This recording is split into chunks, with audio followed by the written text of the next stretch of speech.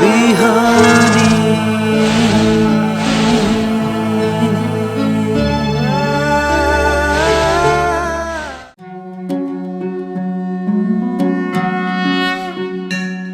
ओम स्वस्ति प्रजाभ्यः परिपालयन्तां न्याय्येन मार्गेण गतं महिषा गोब्राह्मणेभ्यः शुभमस्तु नित्यं लोकाः समस्ताः सुखिनो भवन्तु।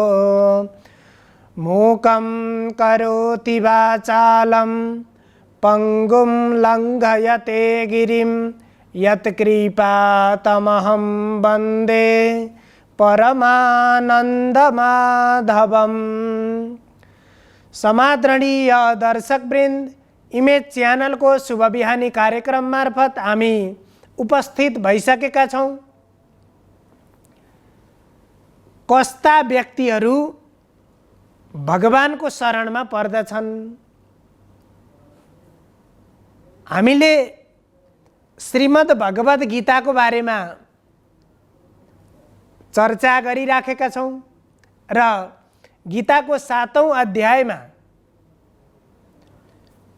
भगवान श्रीकृष्णले सांसारिक बन्धन अथवा अज्ञानताबाट मुक्त हुनको लागि जो व्यक्ति मेरो शरणमा पर्दछ अथवा सच्चिदानन्द स्वरूपको सत चित र आनन्द स्वरूपको शरणमा पर्दछ, ती व्यक्तिहरू त्यो सांसारिक बन्धनबाट अज्ञानबाट मुक्त हुन्छन्। र जो अज्ञानी पुरुषहरू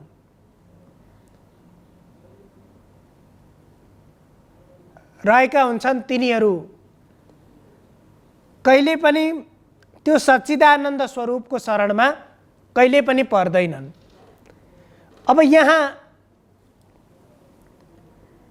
कस्ता व्यक्ति वास्तविक भगवानका भक्त हुन्छन्, कस्ता व्यक्तिले भगवानलाई स्मरण गर्दछन्, भगवानलाई सम्झिन्छन्।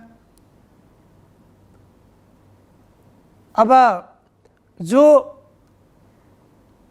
अज्ञानबाट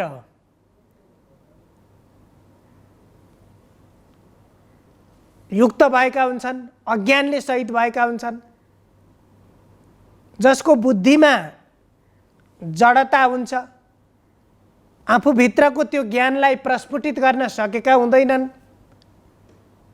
त्यस्ता नराधमहरू भगवानको शरणमा पर्दैनन् भनेर भनिसकेपछि यहाँ स्वतः फेरि एउटा प्रश्न उत्पन्न हुन्छ। त्यसो भने कस्ता कस्ता मान्छेले जीवनमा भगवानलाई सम्झिन्छन्, शास्त्रको मार्गलाई सम्झिन्छन् भन्ने प्रश्न यहाँ स्वतः उपस्थित हुन्छ। हामी त्यही सन्दर्भमा आज चर्चा गर्दैछौँ। यो गीताको 7 अध्यायमा यहाँ भक्ति योगको बारेमा, यद्यपि ज्ञान कर्मलाई पनि सँगसँगै राखेर यहाँ भक्ति योग प्रधानको रूपमा, भक्ति योगलाई प्रधान मानेर यहाँ त्यसको विशेषतः चर्चा गरिएको छ। र त्यसमा पनि कस्ता व्यक्ति जीवनमा त्यो भगवानको पछि लाग्छन्, कस्ता व्यक्तिहरू भगवानको शरणमा पर्दैनन् अर्थात् भगवानको पछि लाग्दैनन्।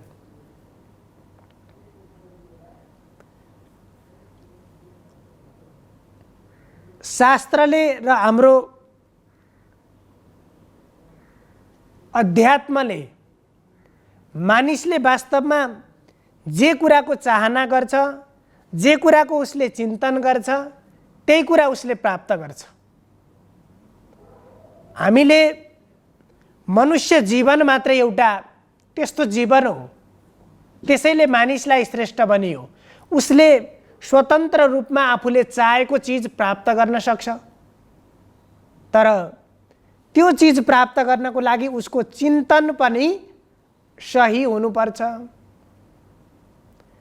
जानेर होस् अथवा नजानेर होस्, सही कुराको चिन्तन गर्यो, आफूलाई त्यस्तै सत्कर्महरूमा प्रवृत्त बनायो भने उसको त्यही चिन्तनले सही बाटो लैजान्छन्। यदि वास्तविकतालाई बुझ्न नसकेर सधैँ गलत कुराको चिन्तनमा मात्रै त्यो मानिस प्रवृत्त भइराख्यो भने त्यसले कहिल्यै पनि सही गन्तव्यमा पुर्याउँदैन। त्यसकारण यम यम चिन्तयते कामम तम तम प्राप्नोति निश्चितम। तिमीले जस्तो कुराको, जस्ता जस्ता विषयको तिमीले चाहना गर्छौ, जस्ता विषयको तिमीले चिन्तन गर्छौ, त्यही कुरा अवश्य पनि प्राप्त गर्नेछौ। यो शास्त्रको वाक्य हो। त्यसो भएर सबैभन्दा पहिला हामीले सर्वप्रथम आफ्ना मनोकांक्षाहरू पुरा गर्न, आफ्ना कामनाहरू सिद्ध गर्नको लागि र आफूलाई त्यो सुख र आनन्दको बाटोमा लैजानको लागि हाम्रो मनमा सही कुराको चिन्तन हुनुपर्छ सबभन्दा। यदि हामीले असत्यको, अज्ञानको र दुःखको चिन्तन यदि हामीमा हुन्छ, हामी असत्यको पछाडि लाग्छौँ, अज्ञानको पछाडि लाग्छौँ र दुःखको पछाडि लाग्छौँ भने स्वाभाविक रूपमा हामी दुःखमै पुग्छौँ। त्यसले जस्तो बाटो हिँडिन्छ त्यस्तै गन्तव्यमा पुगिन्छ। यहाँ भगवानले मेरो शरणमा पर अथवा जुन भक्त मेरो शरणमा पर्दछ त्यो अज्ञानताबाट मुक्त हुन्छ भन्नुको मतलब के त भन्दा जहिले पनि मनुष्य सत्यको पछाडि, ज्ञानको पछाडि अथवा ज्योति उज्यालो प्रकाशको पछाडि र आनन्दको पछाडि, यी तीनवटा वस्तु, त्यो सच्चिदानन्द स्वरूप भनेको भगवानको स्वरूप कस्तो छ त्यही सच्चिदानन्द स्वरूप छ। यहाँ त्यही सच्चिदानन्दको, सत्य चित्र आनन्द स्वरूपको शरणमा पर्नको लागि, त्यसरी त्यो स्वरूपको, त्यो भगवानको चिन्तन अथवा त्यो भगवानको शरणमा चार किसिमका भक्तहरू, चार किसिमका मानिसहरू मात्रै भगवानको शरणमा पर्दछन्, मेरो शरणमा पर्दछन्। यहाँ भगवान कृष्णले त्यही भन्नुहुन्छ, चतुर्विधा भजन्ते माम जनाः सुकृतिनोऽर्जुनः आर्तो जिज्ञासुरर्थार्थी ज्ञानी च भरतर्षभ। हे भरतर्षभ, हे अर्जुन, हे भरत वंशीमा श्रेष्ठ, हे अर्जुन, चार किसिमका मानिसहरूले, चार किसिमका भक्तहरूले मेरो भजन गर्दछन्। अथवा यो संसारमा चार किसिमका मान्छेले भगवानलाई सम्झिन्छन्। कस्तो कस्तो पर्यो भने, कस्तो कस्तो अवस्थामा पुगेका मान्छेले भगवानलाई सम्झिन्छन् र जो त्यसरी सत्य, ज्ञान र आनन्दको पछाडि त्यो मार्गमा, अध्यात्मले बताएको मार्ग, यो गीताले बताएको मार्ग त्यति हो। हामीले यहाँबाट शास्त्रको व्याख्या गर्दै, शास्त्रको बारेमा प्रवचन गर्दै हामी सबै शास्त्रले बताएको बाटोमा हिँड्नुपर्छ भनिरहन्छौँ। त्यो भन्नुको मतलब भनेको जहिले पनि हामी शास्त्रले बताएको मार्ग भनेको एउटा सत्यको मार्ग हो, अर्को ज्ञानको मार्ग हो र आनन्दको मार्ग हो अथवा सुख प्राप्तिको मार्ग हो। हरेक मनुष्यलाई चाहिएको यति हो। त्यसो भएर हामीले चाहन्छौँ सुख र आनन्द, अनि दुःखको बाटो हिँडेर कहिले पनि त्यहाँ पुगिँदैन। यी तीन चिज प्राप्त गर्नको लागि शास्त्रको बाटो हिँड्नुपर्छ, भगवानको शरण पर्नु पर्दछ र त्यसरी ती चिजहरूको प्राप्तिको चाहना राखेर भगवानको शरणमा पर्ने, भगवानको भजन गर्ने अथवा जीवनमा भगवानलाई सम्झिने मानिसहरू आफ्ना आफ्ना उद्देश्यले भगवानलाई मान्छेले सम्झिन्छन्। त्यसरी सम्झिनेमा चार किसिमका मानिसहरू हुन्छन् र जसले भगवानको सम्झना गर्छन् तिनीहरूलाई सुकृतिनो जनः, राम्रो कर्म गर्ने अथवा तिनीहरू सत्य कर्मको बाटोमा लागेका हुन्छन्। यहाँ त्यो भगवानको शरणमा पर्नेहरूलाई सत्कर्म गर्ने र जसले सत्य, ज्ञान र आनन्दलाई छोडेर त्यसको विपरीत मार्गमा जो जान्छन् तिनीहरूलाई दुष्कृति, नराधम भनेर भनियो। अब ती चार किसिमका भक्तहरू, चार किसिमका मानिसहरू को हुन् त? आर्तो जिज्ञासुरर्थार्थी, ज्ञानी च भरतर्षभ। ती चार किसिमका मानिसहरूमा सर्वप्रथम आर्तः, जो आर्त भनेको दुखी। मानिसले भगवानलाई कति बेला सम्झिन्छ भन्दाखेरि आफ्नो जीवनमा आफ्नै लयमा, आफ्नै गतिमा हिँडिराखेको हुन्छ। जब त्यसरी जाँदै गर्दाखेरि जीवनमा अत्यन्त ठुलो सङ्कट आइपर्छ, आफूमाथि विपत्ति आइपर्छ, जब दुःखमा मानिस पर्छ अनि त्यसपछि भगवानलाई सम्झेर, हे भगवान मलाई यो दुःखबाट मुक्त गरिदिनुहोस्, ममाथि यो यस्तो विपत्ति किन आइलाग्यो, यो विपत्तिबाट म कसरी मुक्त हुन सक्छु भनेर अत्यन्त सङ्कटमा परेको व्यक्तिले त्यो सङ्कटबाट मुक्त हुनको लागि, त्यो दुःखबाट, विपत्तिबाट मुक्त हुनको लागि, त्यो सङ्कट निवारणको लागि केही मानिसहरूले भगवानलाई सम्झिन्छन्। त्यसरी सम्झिने भक्तहरू अब जुनसुकै कुराको लागि पनि भगवानलाई सम्झिने सबै भगवानका भक्त हुन्। त्यसकारण पहिलो नम्बरमा सङ्कट निवारणको लागि मानिसले भगवानलाई सम्झिन्छन्। अब दोस्रोमा आर्तो जिज्ञासुर अर्थार्थी। अब दोस्रो नम्बरमा जिज्ञासु, यो भगवान भन्ने को हो र भगवानको वास्तविक स्वरूप के हुन्छ, म र भगवानमा के फरक छ, म भित्र रहेको भगवानको स्वरूप कस्तो छ र यो संसारमा विभिन्न जीवहरू, प्राणीहरू छन्, ती जीवहरू, प्राणीहरू मध्ये कसरी मैले यो मनुष्य जीवन प्राप्त गरेको छु, मैले कस्ता कर्म गरेँ भने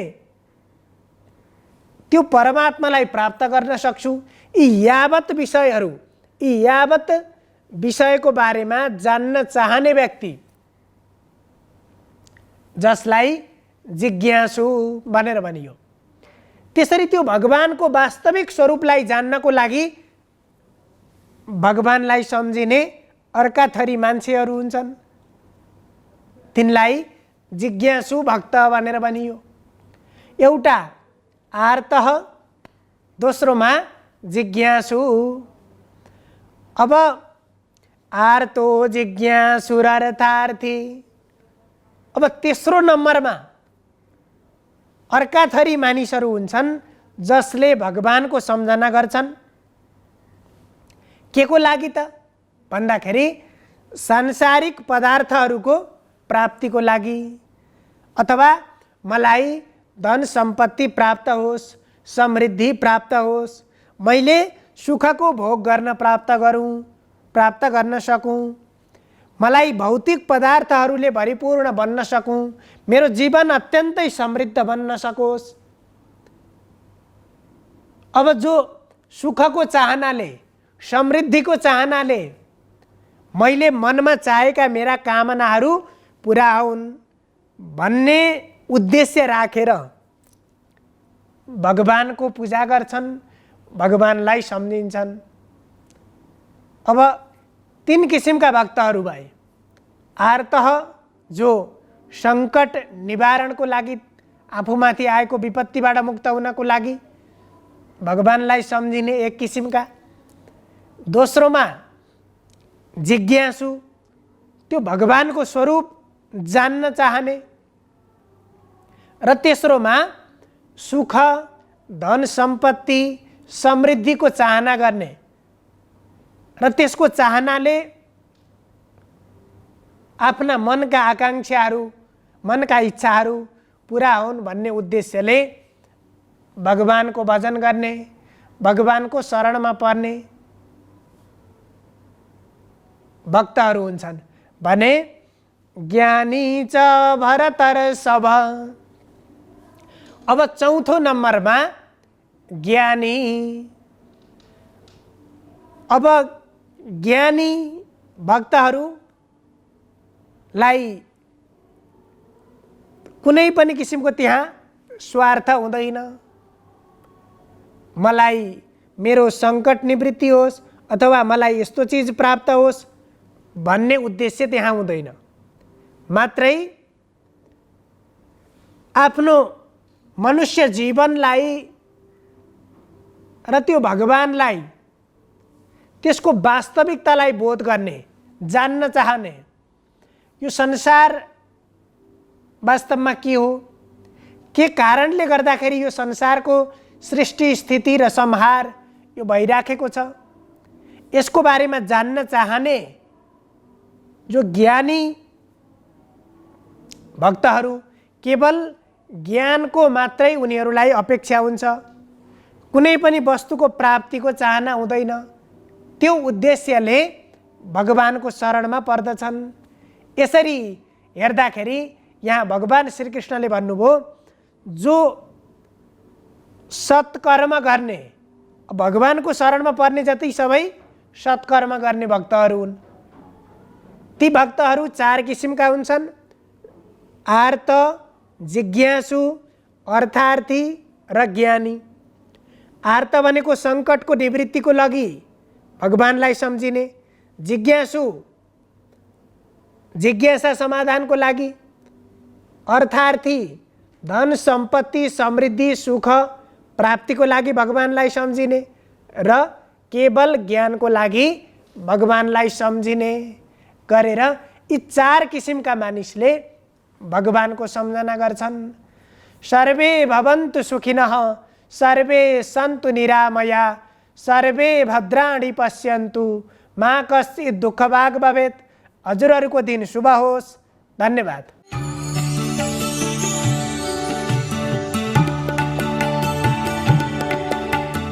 नमस्कार, तपाईको आजमा स्वागत छ। म ज्योतिष आचार्य नारायण प्रसाद भण्डारी सधैँ चाहिँ दैनिक पञ्चाङ्ग र राशिफलको साथमा उपस्थित भइसकेको छु। सुरु गरौँ आजको पञ्चाङ्गबाट।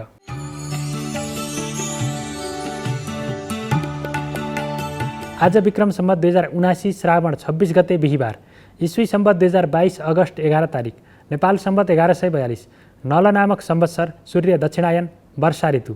श्रावण शुक्ल पक्ष चतुर्दशी तिथि बिहान 9:40 तदुपरान्त पूर्णिमा तिथि सुरु हुनेछ। उत्तरषाढा नक्षत्र बिहान 6:49 तदुपरान्त श्रवण नक्षत्र सुरु हुनेछ। आयुष्मान योग, बवकरण, आनन्दादि योगमा ध्वज योग रहेको छ।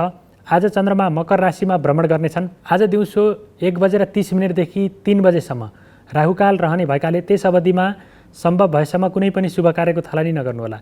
आज पूर्णिमा व्रत, शिवजीमा पवित्र रोपण, हयग्रीव उत्पत्ति भएको दिन र बाजुरामा बढी मालिका मेला समेत रहेको छ। हवन र रुद्री पनि आजको दिनमा जुरेको छ। काठमाडौँमा सूर्योदय बिहान 5:32 भयो भने सूर्यास्त साँझ 6:44 हुनेछ। अब लागौँ 12वटा राशिहरूमा ग्रहहरूको प्रभाव आजको दिनमा के कस्तो रहनेछ भन्नेतर्फ। मेष राशि। मेष राशि हुनेहरूका लागि आजको दिन अनुकूल रहेको देखिन्छ। आजको दिनमा सरकारी र प्रशासनिक काममा सफलता प्राप्त गर्न सकिनेछ। त्यसै गरी राज्य पक्षबाट मान सम्मान प्राप्त गर्न सकिने योग रहेको देखिन्छ। त्यसै गरी आजको दिनमा निर्णय क्षमतामा वृद्धि हुनेछ। गरेका कामहरूले सार्थक परिणाम ल्याउनेछन्। त्यसै गरी आफूले गरेका कामको उचित मूल्याङ्कन पनि हुनेछ। शुभ खालका समाचार सुन्नु पर्दा मन अत्यन्तै उत्साहित हुनेछ, आह्लादित हुनेछ। नयाँ ज्ञान प्राप्तिको क्षेत्र अथवा अध्ययन अनुसन्धानको क्षेत्रमा पनि सफलता प्राप्त गर्न सकिने योग रहेको छ। वृष राशि। वृष राशि हुनेहरूका लागि आजको दिन मध्यम खालको रहेको देखिन्छ। शुभ अशुभ दुवै खालका समाचारहरू सुन्नुपर्ने अवस्था रहनेछ। दाजुभाइको सहयोग मिल्नेछ, तथापि पारिवारिक जीवन, दाम्पत्य जीवनमा केही खटपटहरू अथवा केही मनमुटावहरू सिर्जना हुनेछन्।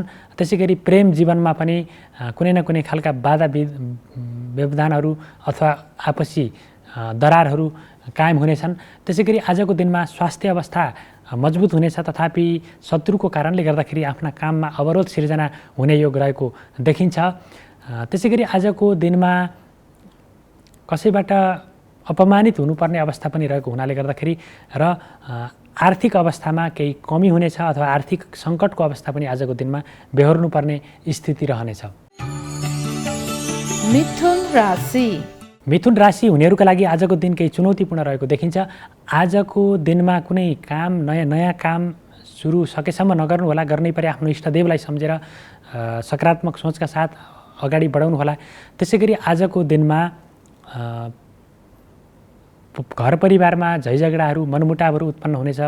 छरछिमेकीमा पनि विवाद उत्पन्न हुनेछ। बोलीको कारणले गर्दाखेरि आफैलाई अपमानित गर्नेछन् कसैले।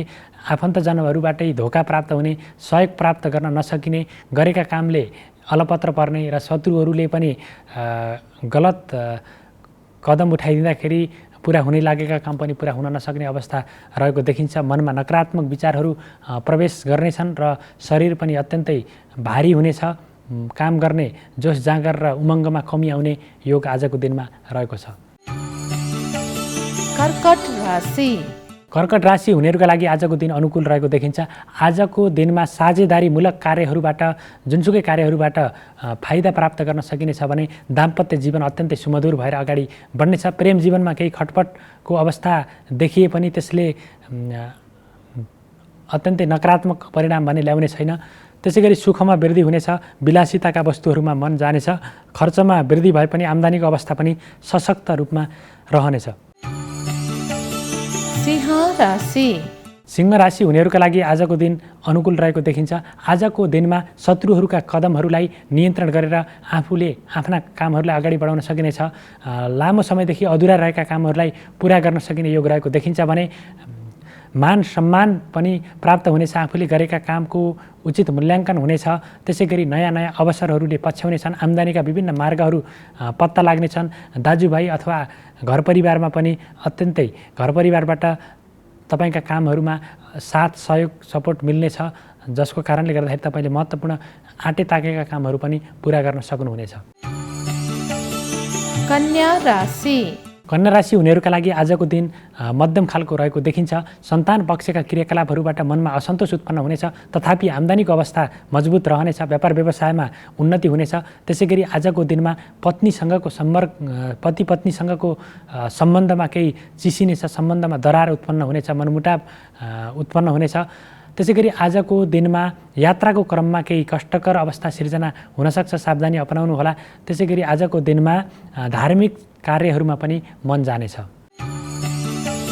तुला राशि। तुला राशि हुनेहरूका लागि आजको दिन केही चुनौतीपूर्ण रहेको देखिन्छ। आजको दिनमा आफन्तजन अथवा विश्वास गरिएका व्यक्तिहरूले नै विश्वासघात गर्नेछन्। अधुरा रहेका काम अथवा आफ्नो सानो गल्तीको कारणले गर्दाखेरि ठुलो क्षति बेहोर्नुपर्ने अवस्था, ठुलो अवसरबाट वञ्चित हुनुपर्ने अवस्था पनि रहेको देखिन्छ। त्यसै गरी घर परिवारबाट अपमानित हुनुपर्ने अवस्था पनि आजको दिनमा रहनेछ र दण्ड जरिवानाको अवस्था, कानुनी परिबन्धमा पर्ने अवस्था पनि रहेको देखिन्छ। त्यसै गरी शत्रुहरू पनि तपाईँका काम बिगार्नको लागि अत्यन्तै सक्रिय भएर लाग्नेछन्। खर्चमा अनावश्यक वृद्धि हुनेछ। आम्दानीको अवस्थामा न्यूनता रहनेछ, जसको कारणले गर्दाखेरि आर्थिक सङ्कटको अवस्था पनि बेहोर्नुपर्ने अवस्था आजको दिनमा रहनेछ। वृश्चिक राशि। वृश्चिक राशि हुनेहरूका लागि आजको दिन अनुकूल रहेको देखिन्छ। आजको दिनमा आत्मविश्वास, आत्मबल र कार्यक्षमतामा वृद्धि हुनेछ। सानो मेहनतबाट पनि महत्त्वपूर्ण उपलब्धि, आँटे ताकेका कामहरू सजिलैसँग पुरा गर्न सकिने अवस्था रहनेछ भने दिगो फाइदा हुने कामको लागि जग बसाउने मौका मिल्नेछ। बोलीको सकारात्मक प्रभाव बढेर जानेछ। नचिताएको ठाउँबाट, नसोचेको ठाउँबाट सफलता आउनेछ अथवा धन प्राप्त हुने योग पनि रहेको देखिन्छ। त्यसै गरी आजको दिनमा स्वास्थ्य अवस्था पनि मजबुत भएर जानेछ। धनु राशि। धनुराशि हुनेहरूका लागि आजको दिनमा बोल्दाखेरि अत्यन्तै संयमित र नियन्त्रित हुनुपर्ने अवस्था रहेको छ। अन्यथा बोलीको कारणले गर्दाखेरि विवादहरू उत्पन्न हुने, आफन्तहरूमै मनमुटाव सिर्जना हुने, पारिवारिक जीवनमा अत्यन्तै भाँडभैलो उत्पन्न हुने अवस्था पनि रहनेछ। त्यसै गरी आजको दिनमा सरकारी प्रशासनिक कार्यहरूमा विलम्बता हुनेछ। आफ्ना जिम्मेवारीहरूलाई कुशलतापूर्वक पुरा गर्न नसक्ने अवस्था हुने र त्यसबाट अपजस बेहोर्नुपर्ने अवस्था पनि आजको दिनमा रहनेछ। त्यसै गरी आम्दानीको अवस्थामा पनि सङ्कुचन आउनेछ अथवा कमी महसुस हुनेछ र व्यापार व्यवसायमा पनि नोक्सानीको अवस्था सिर्जना हुनेछ अथवा सोचे जतिको सफल लाभ प्राप्त गर्न नसकिने अवस्था रहनेछ। मकर राशि। मकर राशि हुनेहरूका लागि आजको दिन अनुकूल रहेको देखिन्छ। आजको दिनमा आत्मबल, आत्मविश्वासमा वृद्धि हुनेछ। गरेका कामहरूले सार्थक परिणाम देखाउनेछन्। स्वास्थ्य अवस्था मजबुत हुनेछ। शत्रुहरूमाथि विजय प्राप्त गरेर अगाडि बढ्न सकिनेछ भने खर्चमा पनि नियन्त्रण गरेर अगाडि बढ्न सकिनेछ। अध्ययन, अनुसन्धान, खोज, नयाँ ज्ञान प्राप्तिको क्षेत्रमा पनि सफलता प्राप्त गर्न सकिनेछ योग रहेको देखिन्छ भने बौद्धिक क्षमतामा वृद्धि हुनेछ। तार्किक क्षमता र निर्णय क्षमतामा पनि वृद्धि हुनेछ र शुभ खालका समाचारहरूबाट मन अत्यन्तै उत्साहित हुनेछ, आनन्दित हुनेछ र प्रफुल्लित हुनेछ।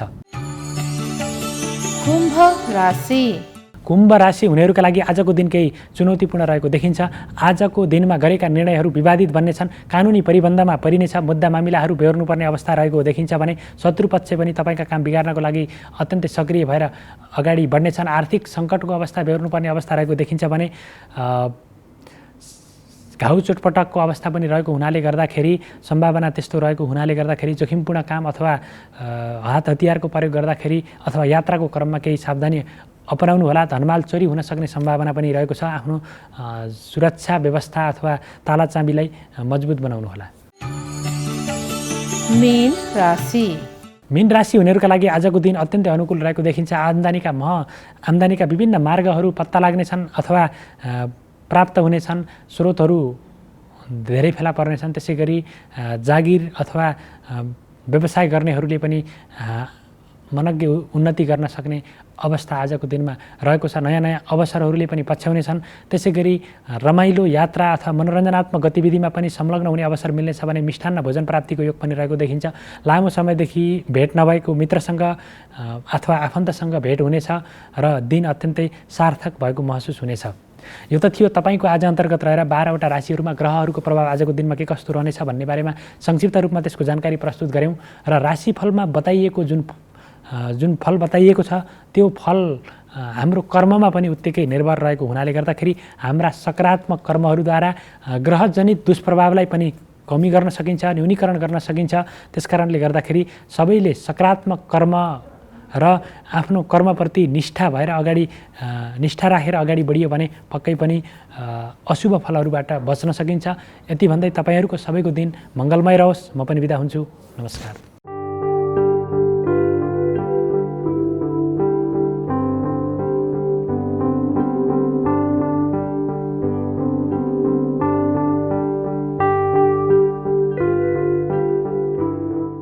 ॐ।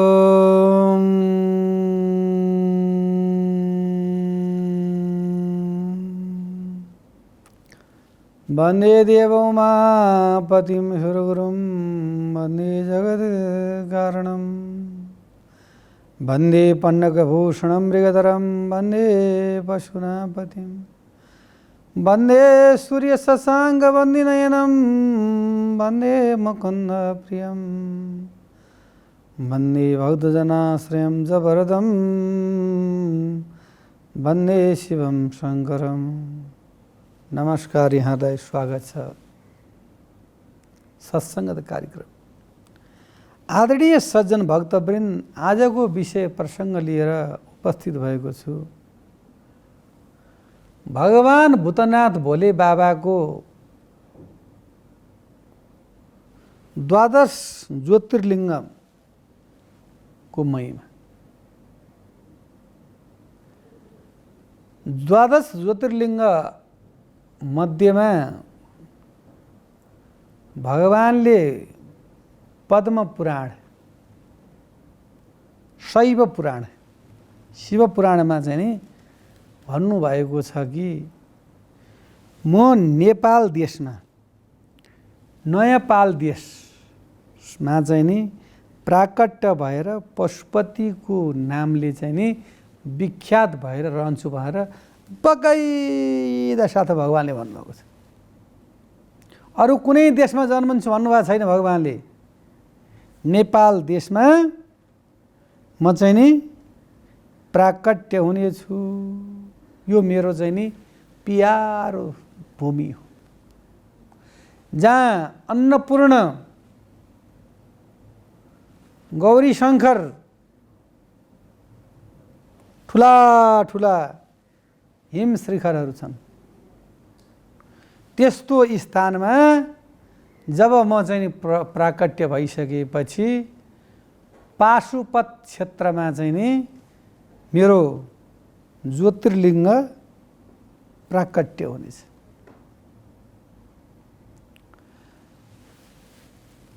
सम्पूर्ण ज्योतिर्लिङ्गमा गइसकेपछि अन्तिममा जब पाशुपत क्षेत्रमा आएपछि मात्रै 12 ज्योतिर्लिङ्ग चाहिँ नि फल प्राप्त हुँदैछ। सोमनाथ, वैद्यनाथ, त्र्यम्बकेश्वर, बद्री विशाल, द्वारिका, मल्लिकार्जुन, यी सम्पूर्ण भगवानका चाहिँ नि 12 ज्योतिर्लिङ्ग मध्येमा पाशुपत क्षेत्र भनेको चाहिँ नि त्यति उत्कृष्ट पवित्र हो, जहाँ नागमणि छ, जहाँ एकमुखे रुद्राक्ष छ। त्यस्तो प्रकारको देदीप्यमान भूमिमा गएर यदि कसैले जीवनमा एकपल्ट भूतनाथ भोले बाबाको सच्चा प्रेमले दर्शन गर्छ भनेदेखि त्यसको पुनर्जन्म न विद्यते, अर्को जन्म हुँदैन। अर्को जन्म नहुनका लागि कसरी प्रणाम गर्नुपर्छ भन्दाखेरि सम्पूर्ण मनोभावनालाई निष्काम भाव बनाएर प्रेमपूर्वक द्रवीभूत भएर चाहिँ नि भगवानलाई चाहिँ नि दर्शन त्यो व्यक्तिले गर्छ भनेदेखि फेरि चाहिँ नि जन्म मर्नको चक्करमा आउनु पर्दैन। एउटा श्लोकमा वर्णन गरिएको छ, एकोपि कृष्णस्य कृत प्रणामो दृष्टि सतम दर्शने तु भवतनुनाम। एकस्य कृष्ण तथा प्रणाम, एकपल्ट कृष्णलाई एकपल्ट प्रणाम गरिसकेपछि 12 वृद्धेन तुल्यम, 12 असमयति गर्ने चाहिँ नि तुल्य हुन्छ। 12 यदि पुनरेति जन्म, 12 भनेको 12 पल्ट असमयत गर्नेको चाहिँ नि फेरि जन्म हुन्छ रे। कृष्ण प्रणाम हो न पुनर्भवाम्य। कृष्ण भगवानलाई चाहिँ एकपल्ट चाहिँ कसैले राम्रा हृदयले यदि प्रणाम गर्छ, यदि शिवलाई प्रणाम गर्छ भने यो धराधाममा त्यो व्यक्तिले पुनः भनेको फेरि आउनु पर्दैन। भगवानको सहचरी भएर, भूतनाथका गणहरू भएर, सेवित भएर सदा सर्वदा आनन्दका साथमा रम्न बस्न पाइन्छ। तर मनुष्यलाई संसार रूपी दुःख, दारिद्र्य, अज्ञान, अविवेकले चाहिँ नि धकेलेर कहाँ पुर्याउँछ? नरकमा पुर्याइदिन्छ।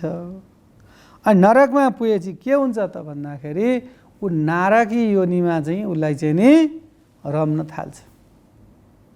अनि नारकी योनिमा रमेको व्यक्ति कहिल्यै पनि शिव कृपाले चाहिँ नि शिवलोक जान सक्दैन। एउटा ज्योतिर्लिङ्गको पनि दर्शन नगरी यदि कसैको चाहिँ मृत्यु भयो भने त्यो व्यक्ति रौरव नाम गरेको नरकमा जान्छ र त्यसको मुक्ति भुक्ति भन्ने चिज केही पनि हुन पाउँदैन।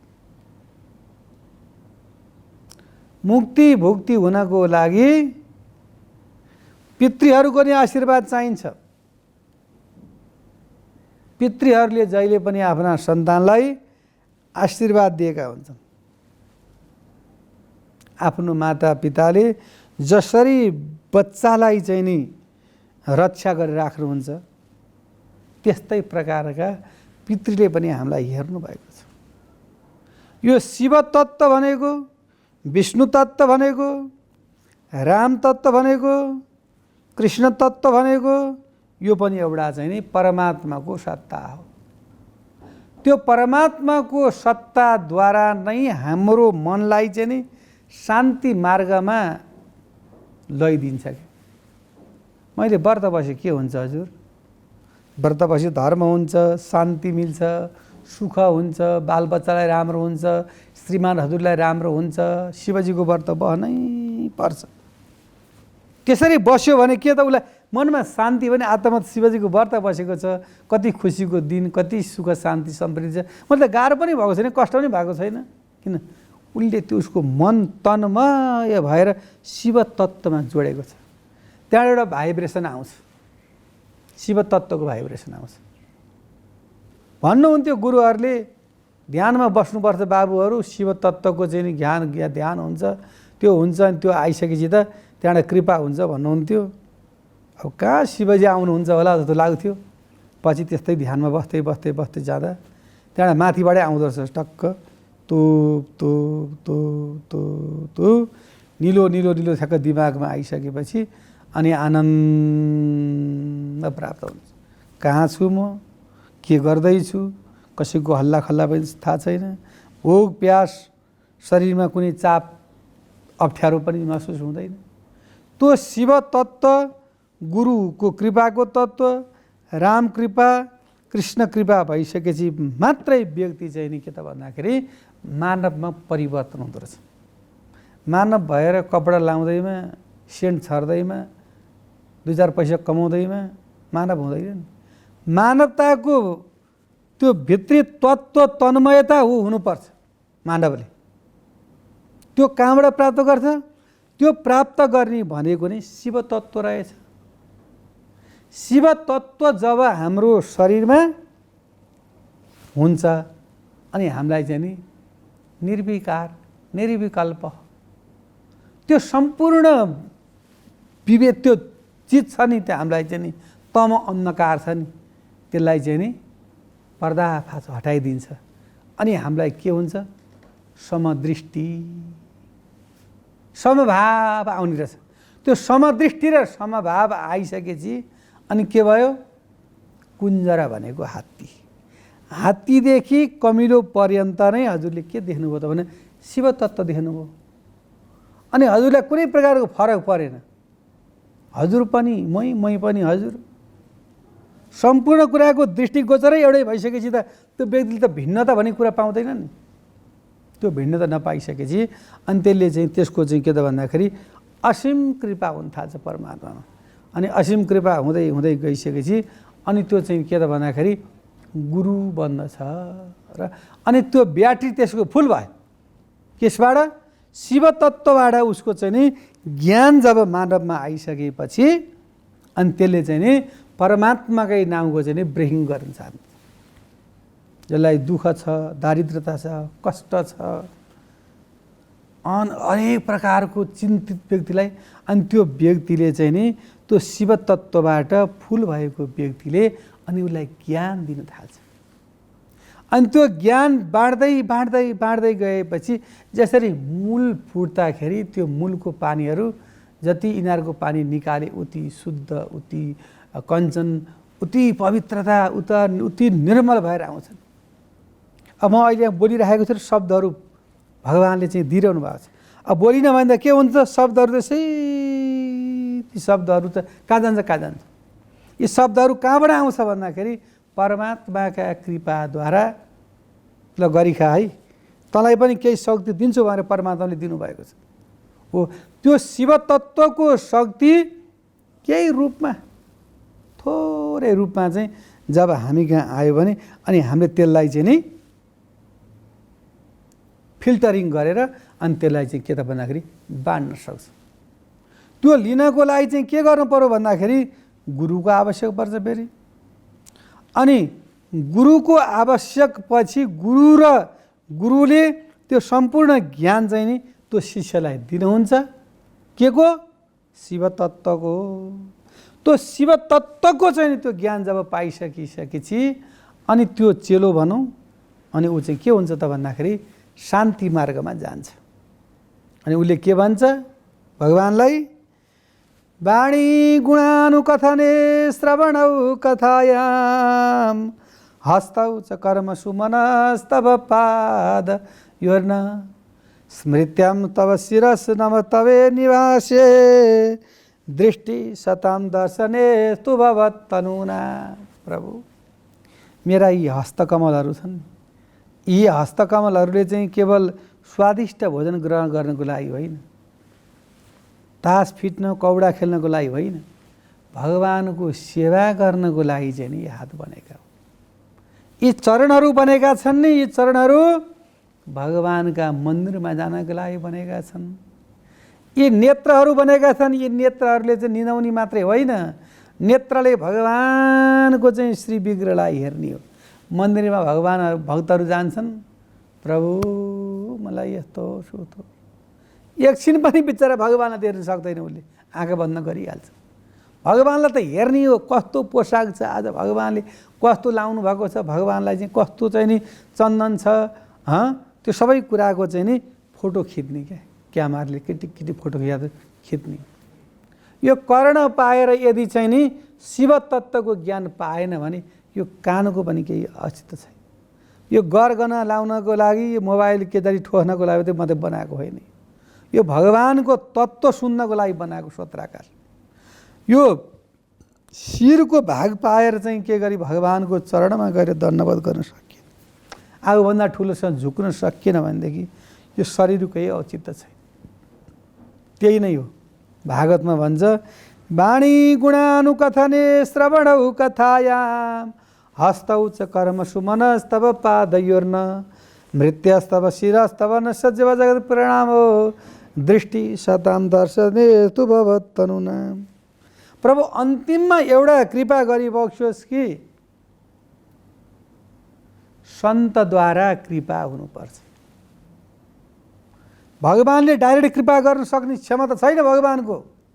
गुरुले भगवान गोविन्दलाई चिनाइनुहुन्छ अनि भगवानले तब मात्रै गएर चाहिँ नि त्यहाँ चाहिँ नि रक्षा गर्नुहुन्छ।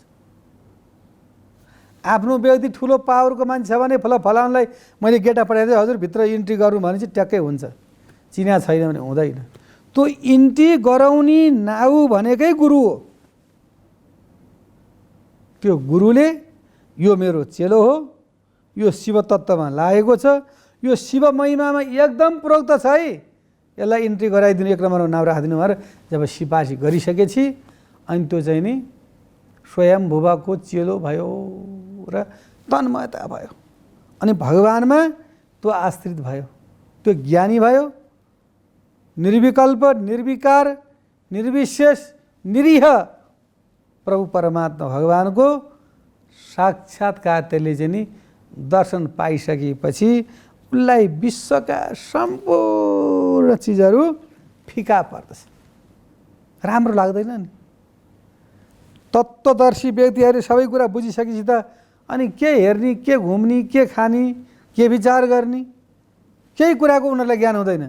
त्यस्तो प्रकारको शिव महिमा, शिव तत्त्वको ज्ञान चाहिँ यदि व्यक्तिले नित्य निरन्तन गरिरहन सक्छ भने त्यसको जीवनमा सर्वेश्वर भगवान शालिग्राम नर्मदेश्वरले असीम कृपा गरेर त्यसलाई गुरु कृपा हुन्छ र भगवानको त्यसलाई चाहिँ प्रत्यक्ष छत्र छायामा ऊ बस्न पाउँछ भने उसलाई सुख, शान्ति, समृद्धि, ऐश्वर्य, ज्ञान, विवेक उसले सम्पूर्ण पाउँछ। र यो श्रावण महिनाकोमा शिवजीको महिमामा हामी रमौँ, हामी मन्दिर जाउँ, हरिया कपडाहरू लगाउँ, पहेँलो पीतवस्त्र लगाउँ, किन भगवानलाई त पीताम्बर पनि अति प्रिय हो नि, शिवजीको लागि त पीताम्बर प्रिय हो।